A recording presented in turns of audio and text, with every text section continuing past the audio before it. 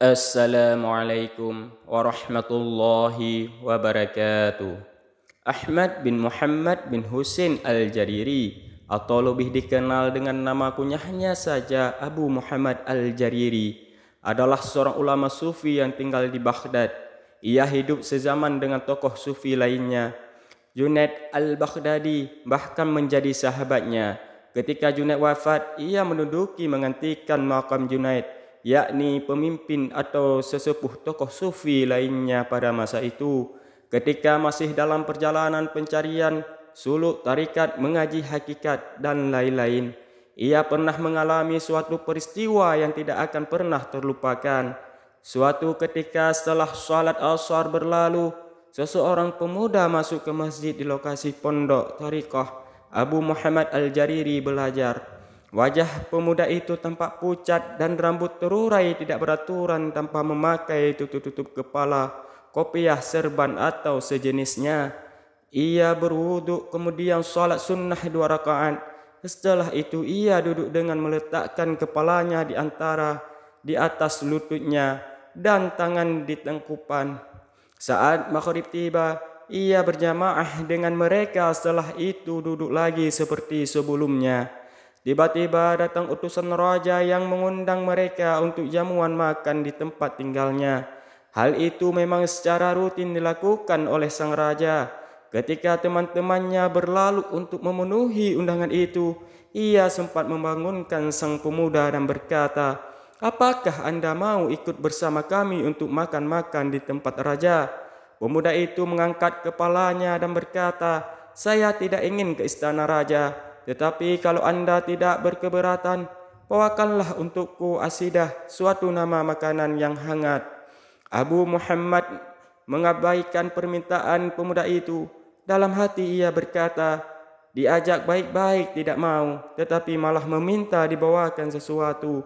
Mungkin ia baru saja belajar tarikat dan belum mengetahui adab, tata krama, sopan santun yang lazim berlaku. Ketika malam agak larut, barulah mereka pulang dari istana raja dalam keadaan kenyang. Ketika memasuki masjid di pondoknya, Abu Muhammad melihat pemuda itu masih dalam posisi yang sama ketika ditinggalkannya, mungkin tertidur. Abu Muhammad duduk di sajadahnya, tetapi belum ia berzikir. Rasa kantuk menguasai dirinya dan ia terjatuh tertidur. Dalam tidurnya itu, Abu Muhammad bermimpi. Ia melihat suatu rombongan besar berlalu di hadapannya. Tiba-tiba ada seruan, adalah rombongan Rasulullah beserta para nabi dan rasul.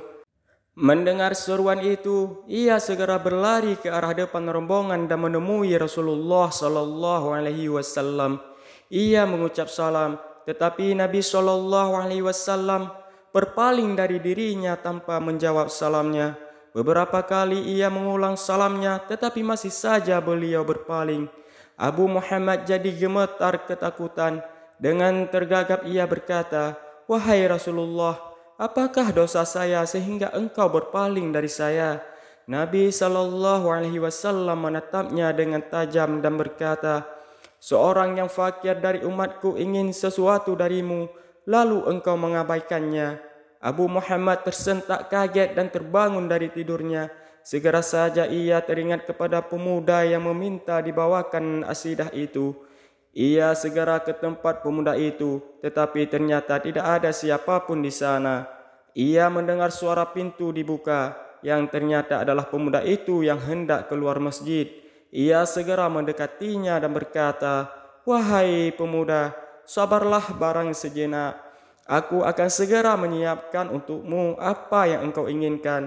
Pemuda itu menoleh kepadanya dan berkata, "Jika seorang fakir menyampaikan keinginannya kepadamu, engkau tidak mau memenuhinya, kecuali setelah dimintakan oleh Nabi sallallahu alaihi wasallam dan 124.000 nabi-nabi lainnya. Kini aku tidak menghajatkan apa-apa lagi darimu." Pemuda itu melangkah keluar, meninggalkannya dalam keadaan terpana dengan kaki terpaku di tanah.